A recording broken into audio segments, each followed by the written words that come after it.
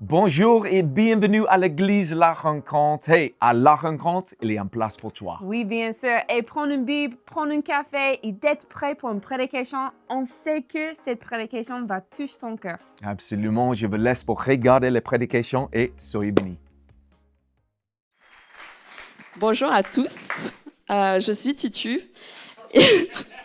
Bienvenue à tous ceux qui viennent nous visiter, aux nouveaux, bienvenue à l'église La Rencontre. Et aujourd'hui, j'ai vraiment le privilège et l'honneur de pouvoir vous débuter en fait cette nouvelle série qui s'appelle Il dresse une table. Et vraiment, ce message, je le porte depuis plus de 2 ans. Les anciens sauront que je les ai harcelés sur ce thème-là et tout ça. Et vraiment, Dieu m'a vraiment posé ce thème-là. Et je voulais vraiment remercier Manu et toute l'équipe pastorale pour leur confiance et vraiment et aussi leur encouragement. C'est vraiment une force d'avoir vraiment cette équipe derrière nous et vraiment merci beaucoup. Et du coup, aujourd'hui, je vais vous parler d'une table. En fait, la table, elle fait partie de notre quotidien. On peut mettre la slide après. En fait, la table, on mange autour d'une table, on écrit autour d'une table, on travaille sur une table, on signe des contrats sur la table et tout ça. Et il existe de multiples tables, des tables hautes, des tables basses, des tables designées et tout ça. Et la table que je veux vraiment vous parler, c'est une table spéciale qui se trouve dans les psaumes. Les psaumes, en fait, c'est un recueil, ça se trouve dans la Bible, bien sûr, et juste pour information. Et en fait, c'est vraiment un recueil de poèmes, de louanges et d'adoration adressés à notre Dieu. Et les psaumes ont été écrits pour la plupart par David. David, on le connaît, c'était le roi d'Israël. Il a tué le géant Goliath et il était aussi connu pour être un berger. Et la table on va lire dans la table que je veux vous parler. Elle se trouve dans le psaume 23. On va le lire ensemble. L'Éternel est mon berger, je ne manquerai de rien. Il me fait reposer dans de verts pâturages. Il me dirige près des eaux paisibles et restaure mon âme. Il me conduit dans les sentiers de la justice à cause de son nom. Quand je marche dans la vallée de l'ombre de la mort, je ne crains aucun mal, car tu es avec moi. Ta houlette et ton bâton me rassurent. Tu dresses devant moi une table en face de mes ennemis. Tu oins d'huile ma tête et ma coupe déborde. Oui, le bonheur et la grâce m'accompagneront tous les jours de ma vie et j'habiterai dans la maison de l'Éternel jusqu'à la fin de mes jours. Amen. Le psaume 23 est l'un des psaumes les plus connus au monde. Il est composé de 6 versets et il est composé de 6 versets, mais il porte des vérités sur Dieu. On voit que Dieu, en fait, il est décrit comme un berger qui prend soin de sa bergerie. Il les restaure, il les amène, il les protège et il les guide. Et on voit que c'est aussi dans les moments les plus difficiles. Et aujourd'hui, en fait, je voudrais qu'on puisse faire un focus sur le verset 5. Sur le verset 5, où David il dit « Tu dresses devant moi une table en face de mes ennemis, tu oins d'huile ma tête et ma coupe déborde. » Et quand on lit ce verset, on voit que Dieu il dresse une table devant nos ennemis. Et je ne sais pas vous, mais moi, quand j'étais plus jeune, quand j'étais petite, quand je lisais ce verset, en fait, je voyais que Dieu, littéralement, il descendait une table. Tu me pètes la slide après. Et en fait, il mettait vraiment en mode barricade devant mes ennemis. Et moi, je me cachais comme ça. Et j'attendais que mes ennemis arrivent. Et puis, avec mon pistolet, je faisais piou-piou. Et en fait... littéralement, c'était ça. Et puis moi, je me disais, mais Seigneur, c'est un peu bizarre. Tu mets la table en barricade comme ça, en protection devant mes ennemis, alors que vraiment, je suis en danger et tout ça. Ok, ben ça peut m'aider, mais voilà. Si on fait vraiment un zoom en fait sur ce verset-là, quand Dieu dresse une table, en fait, c'est pas en mode barricade, c'est pas en mode bouclier où nous en fait on essaie de se protéger et puis de nos propres forces on essaie d'y aller. En fait, l'idée clé ici, c'est que même dans les tempêtes, même dans les difficultés, Dieu, en fait, il nous invite à nous asseoir à sa table. Et au cœur de nos difficultés, au cœur de nos ennemis, dans la vallée de l'ombre de la mort, Dieu, il t'appelle à venir dans sa présence, à venir près de lui. Et le titre de mon message aujourd'hui, c'est « À la table de Dieu ». Et mon premier point, en fait, c'est une table où Dieu s'assoit avec toi.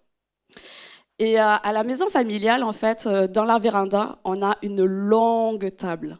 Et on est nombreux, ouais, on est nombreux. On peut dire, cette table, en fait, elle peut accueillir 10, voire 15 personnes. Et dans ma famille, quand on se réunit, on est vraiment nombreux. Il y a mes parents, il y a mes oncles, mes tantes, les cousins, cousines, petits cousins, petites cousines, les frères et sœurs et tout ça.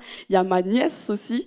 Et je ne sais pas vous, mais quand on se réunit pour les fêtes, les anniversaires et tout ça, les repas, c'est juste catastrophique. Alors, il y a du bruit partout, il y a de la nourriture, il y a des gens qui rigolent, il y a des gens qui parlent fort, il y en a un qui fait tomber son couvert, il y en a un qui se lève pour aller chercher quelque chose. Et ma nièce, quand elle était petite, quand elle avait 2-3 ans, elle se faufilait sous la table, elle te faisait des chatouilles comme ça, piou, piou, piou. Et toi, tu es là, ah, mais qui m'a touché? Et elle rigole comme ça et tout. Vraiment, juste, vous avez le tableau juste catastrophique. On va dire que c'est très vivant et très joyeux chez moi. Et de l'autre côté, en fait, il y a une table dans le salon, elle est plus petite.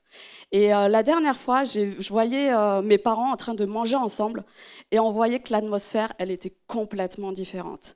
Déjà, c'était plus doux, plus calme, et ils pouvaient s'entendre parler et ils pouvaient avoir des vraies connexions plus profondes. Et c'est exactement ce que l'on retrouve dans le verset 5. Quand Dieu dresse une table, c'est une table pour deux. C'est une invitation pour toi à le rejoindre. Et à la table de Dieu, c'est vraiment un cœur à cœur avec lui, avec le Dieu Tout-Puissant, celui qui a créé l'univers et qui pourtant vient à ta hauteur. Il vient dans ta présence, il vient, il te regarde, il t'écoute et il demeure à tes côtés. C'est une rencontre intime et personnelle. Amen. Et en fait, à sa table, quand Dieu dresse une table, il te réserve une place. Il y a une place pour toi à sa table.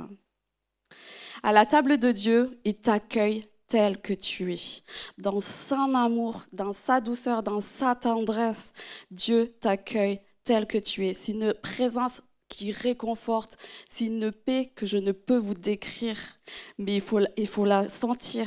Et en fait, il vient, il ne te juge pas, il ne te regarde pas de haut, il vient. Et à la table, en fait, tu n'as pas besoin de te cacher.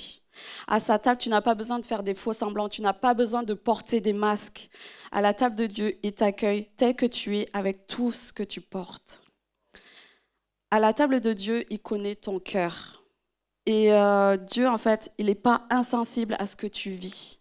Il connaît ton cœur, il connaît tes émotions, il voit aussi les larmes que tu coules. Et tes larmes, elles sont importantes pour lui. Même les soupirs, même les silences, il le sait, il connaît. Et il connaît tes ennemis, il connaît le poids que tu portes, il connaît les batailles visibles et invisibles que personne ne peut voir. Il voit aussi tes blessures, tes manquements, tes douleurs. Et pourtant, il t'invite à sa table. Et tu auras toujours une place à sa table. Et en fait, la table de Dieu, c'est un lieu de proximité où Dieu il est présent avec nous. C'est un lieu où ton cœur rencontre son cœur. Et la question que je vous pose aujourd'hui, c'est est-ce que toi, tu as le temps d'aller à sa table? Est-ce que toi, tu as le temps de venir dans sa présence? Quand ton emploi du temps est rempli, quand tu es surmené, quand tout va mal, quand tout va bien aussi, et quand tu as des problèmes, quand toutes les choses qui se passent n'ont pas été prévues, quand tu te sens perdu ou quand tu te sens fatigué, est-ce que tu as le temps d'aller t'asseoir à ses côtés? Et ça me fait penser à une histoire avec ma mère que j'ai vécue, à un moment que j'ai vécu avec ma mère. En fait, on était avec ma sœur en train de manger et on mangeait tranquillement, on avait mis la table et tout ça. Et puis ma mère, elle était debout au bout de la table. Elle prend un petit bout de poulet parce que le poulet, c'est trop bon. Et parce que c'est trop bon. Et elle croque un truc, elle croque un petit bout et puis elle repart dans la cuisine. Et elle fait plusieurs fois des allers-retours comme ça. Et puis après, elle revient de la cuisine. Elle prend le petit bout de poulet qu'elle n'a pas encore fini. Elle commence à raconter une histoire qu'elle a vue sur Facebook, etc. Et elle finit même pas son histoire, qu'elle pose son poulet et elle repart en cuisine. Et puis moi, je suis assise là, je mange tranquillement, je la vois avec ses allers-retours et tout, ça me fatigue. Et du coup, dès qu'elle revient, je lui tire une chaise, je fais « Maman, assieds-toi, mange avec nous et finis ton histoire que tu as vue sur Facebook. » Parce que c'était intéressant, bien sûr. Et du coup, elle fait « Non, non, non, j'ai pas le temps, je pars. » Et du coup, elle part.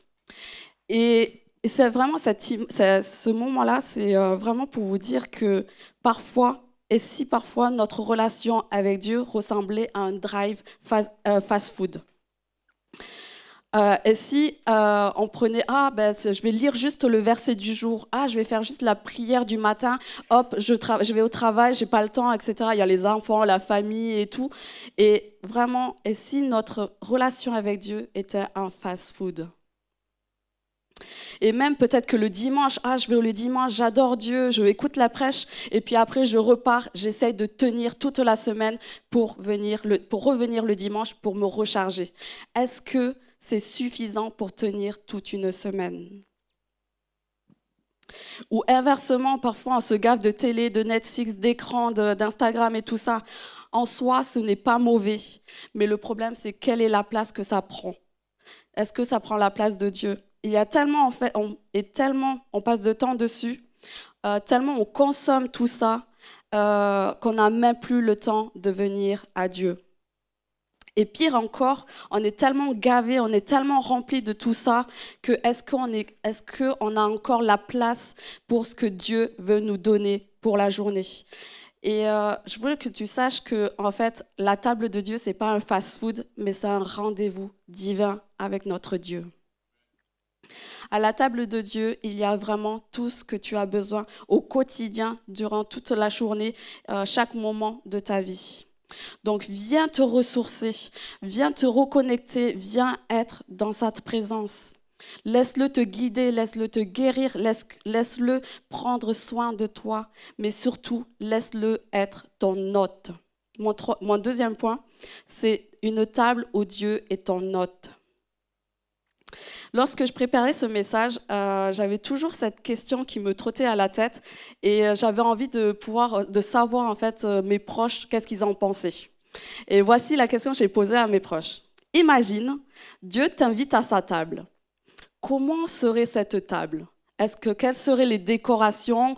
Qu'est-ce qu'il y aurait sur la table, etc. Et qu'est-ce que tu mangerais aussi avec Dieu? Et j'ai eu beaucoup de réponses, j'ai fait un petit sondage et tout ça, j'ai eu beaucoup de réponses, des réponses uniques et personnelles. Et bon, moi je vais vous raconter un peu ma table, je vais vous partager ça. Et en fait, moi j'imagine ma table à l'ombre, dans le jardin, à l'ombre d'un grand arbre. Et ma table, elle serait petite, vraiment faite d'un bois noble que Jésus aurait fabriqué.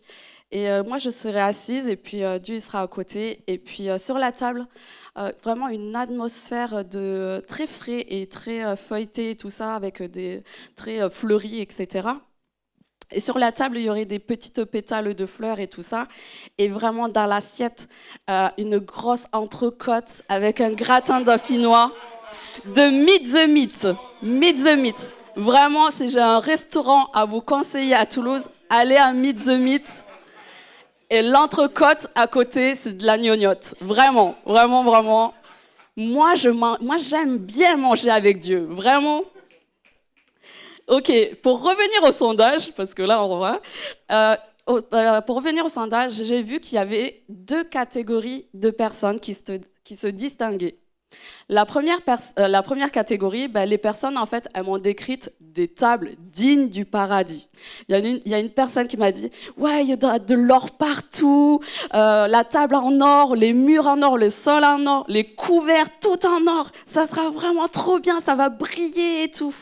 Et puis, il y a d'autres qui m'ont dit des choses très simples, mais qui leur correspondaient. Vraiment, on voyait leur personnalité dans la description de la table. Il y en a une autre qui m'a dit McDo, mais ça, je pense que c'est juste une envie du moment. Mais peut-être que Dieu va donner du McDo, hein, on ne sait pas.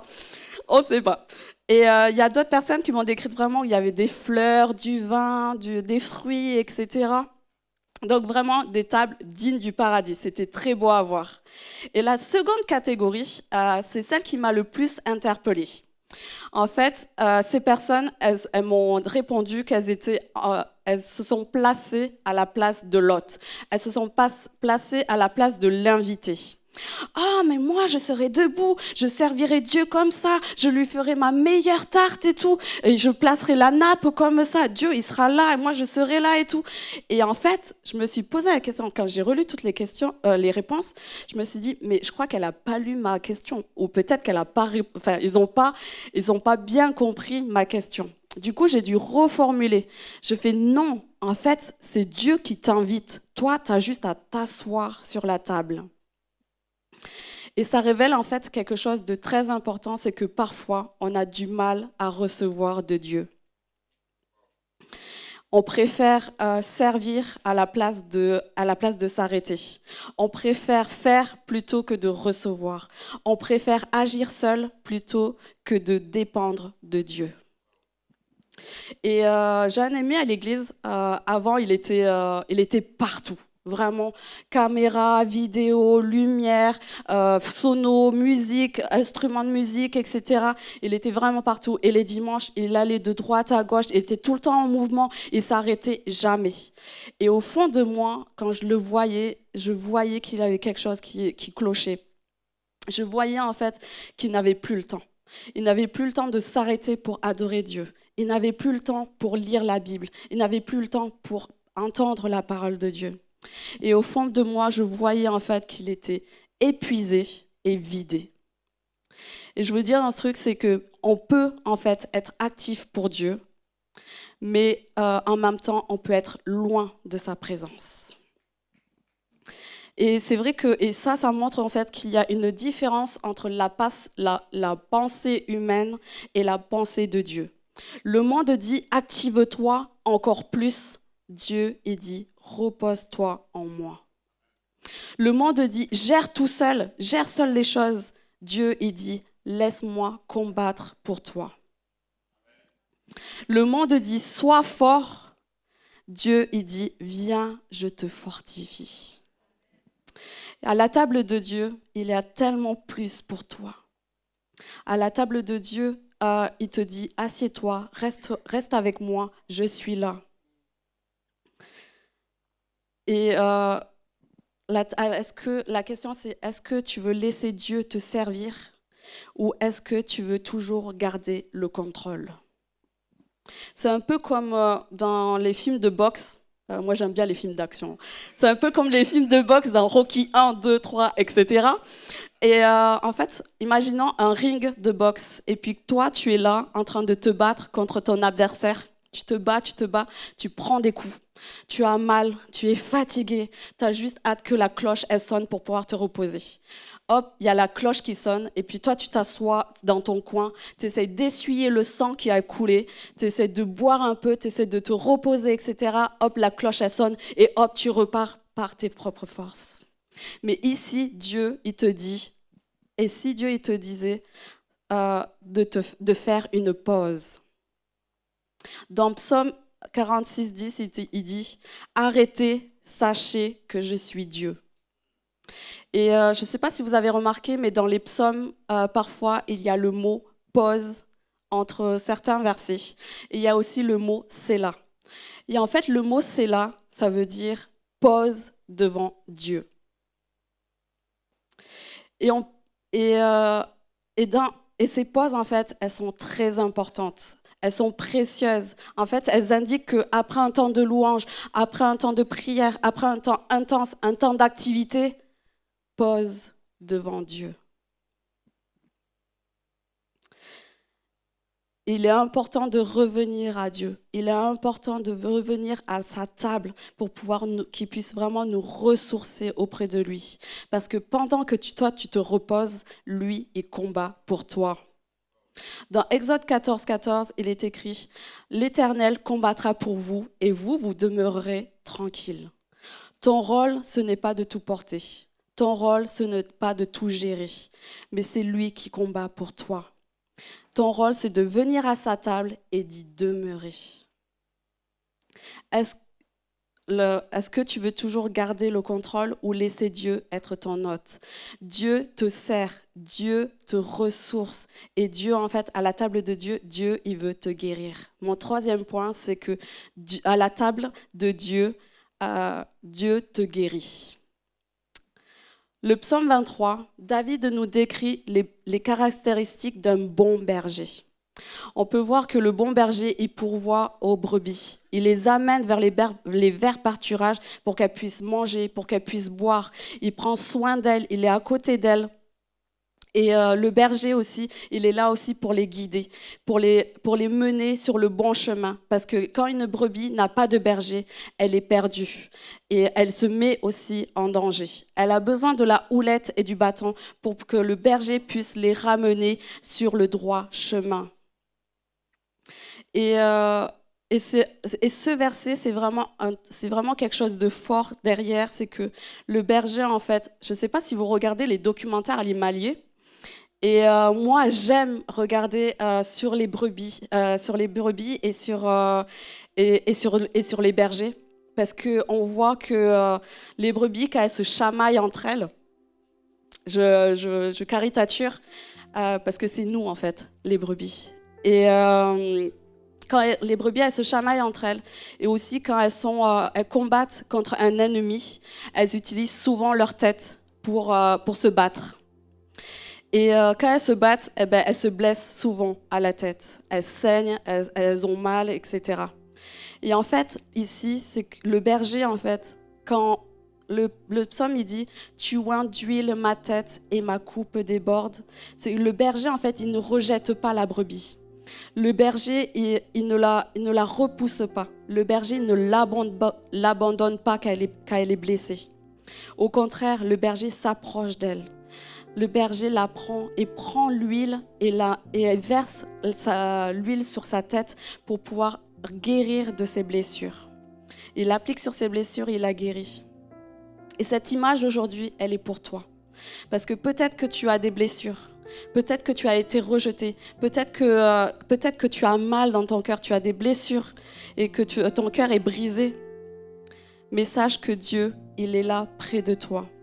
Dans Psaume 34, 19, il est écrit « L'Éternel est près de ceux qui ont le cœur brisé et il sauve ceux qui ont l'esprit abattu. » Dieu ne nous promet pas une vie sans danger. Dieu, il ne nous promet pas une vie sans blessure, sans ennemi. Mais ce que Dieu nous promet, c'est qu'il est présent parmi nous. Il est avec toi. Il est près de toi quand ton cœur est brisé. Il est près de toi quand ton esprit est abattu. Il ne s'éloigne pas. Dieu prend soin de toi. Il restaure ton cœur. Il restaure ton âme. Il t'entoure de ses bras d'amour. Il permet ça. Il te donne, il te guérit. Il guérit aussi les blessures que tu caches au fond de toi.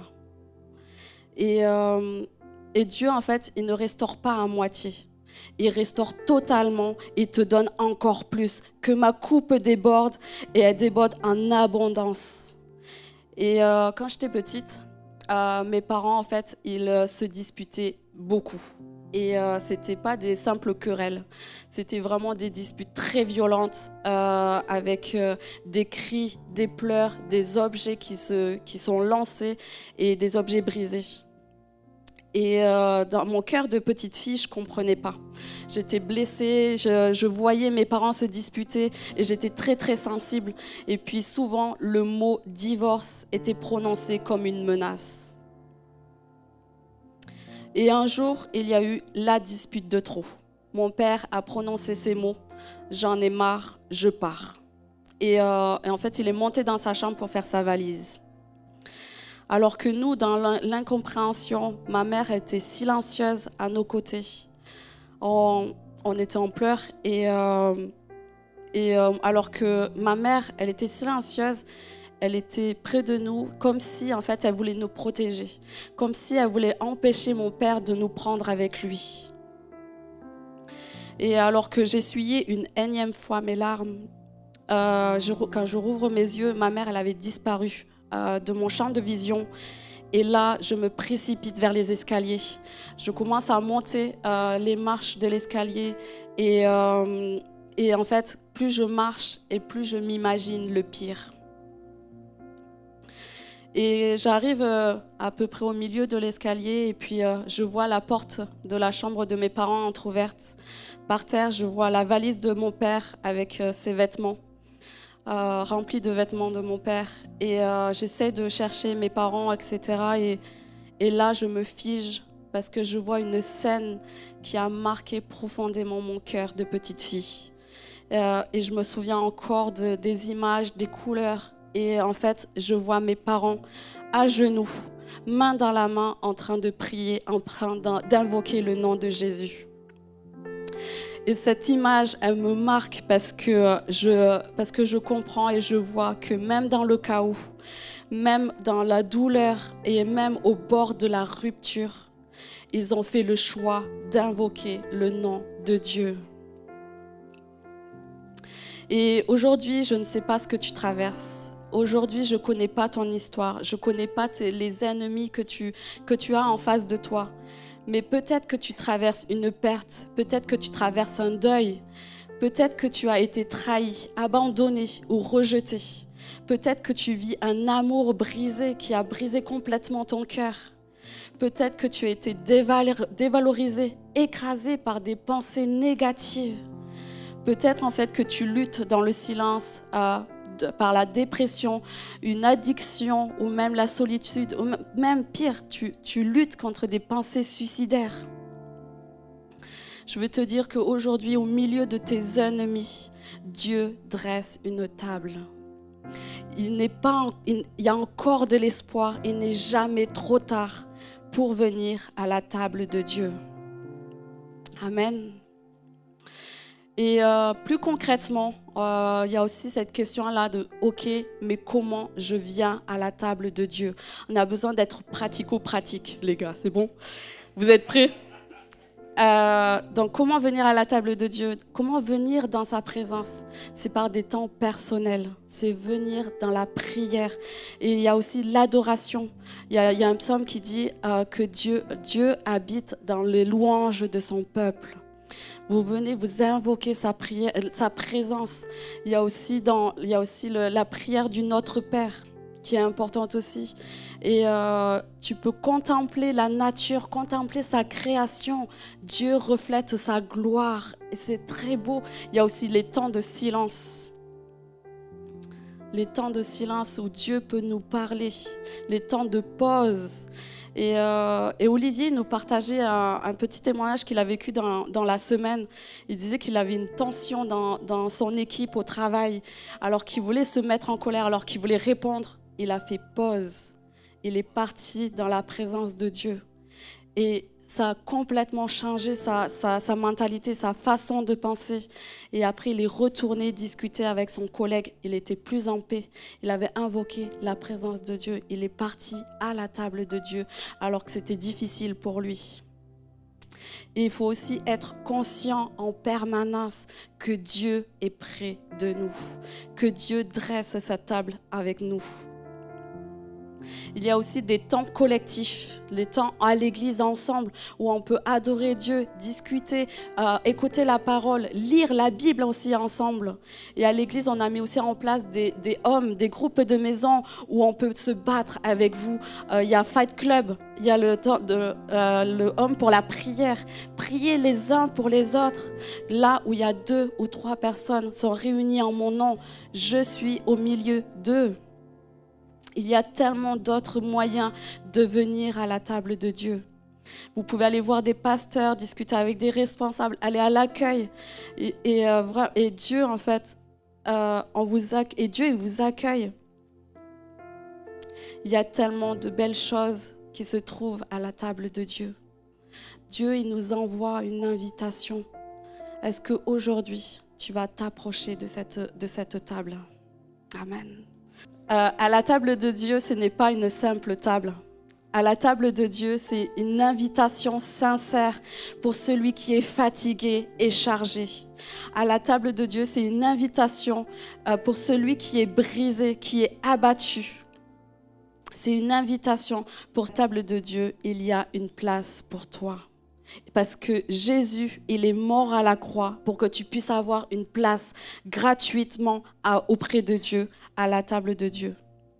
Dans Matthieu 11, 28, il est écrit « Venez à moi, vous tous qui êtes fatigués et chargés, et je vous donnerai du repos. » Merci Seigneur parce que toi, tu nous invites à ta table. Merci parce que toi, tu dresses cette table pour nous. Tu vois ce qu'on vit, Seigneur. Tu vois nos combats, tu vois nos ennemis, Seigneur. Tu vois nos cœurs brisés, tu vois nos larmes, Seigneur. Et merci parce que toi, tu viens à cette table et tu veux qu'on mange ensemble avec toi, Seigneur. Merci parce qu'à ta table, il y a une restauration complète physiquement, mais aussi dans notre cœur, au profond de notre cœur. Merci parce que toi, tu as tellement de choses pour cette table, Seigneur, à cette table. Tu as tellement de choses pour nous, Seigneur. Tu veux nous accueillir à cette table en tant que hôte. Tu veux être près de nous, dans cette proximité avec nous. Et tu veux aussi nous guérir, Seigneur. Seigneur, aujourd'hui, Seigneur, nous voulons lâcher prise. Nous voulons arrêter de tout contrôler et nous voulons te faire confiance, Seigneur. Merci, Seigneur, parce que toi, tu nous aimes. Tu nous entoures de tes bras d'amour et tu prends soin de nous, Seigneur. Merci parce que tu nous guéris totalement et tu es près de nous, Seigneur, dans le nom de Jésus. Amen. Et j'espère que tu étais vraiment touché par la prédication aujourd'hui. Vraiment, ici à la rencontre, il y a une place pour toi. Ouais, et si tu souhaites rester connecté avec nous ici à l'église, tu peux rejoindre les groupes de WhatsApp, le Instagram et tout. Et cette code, c'est juste en bas. Tu peux flash les codes et rejoindre nous. C'est ça. Et on a une valeur ici à notre église, c'est la générosité. Si tu souhaites le suivre nous et donner les choses aujourd'hui, merci, il y a un scan code pour ça. Tu vas faire ça et on est vraiment remerciement pour votre générosité. Ouais, et on espère que tu passes une bonne semaine, un bon moment et à la prochaine. Soyez bénis.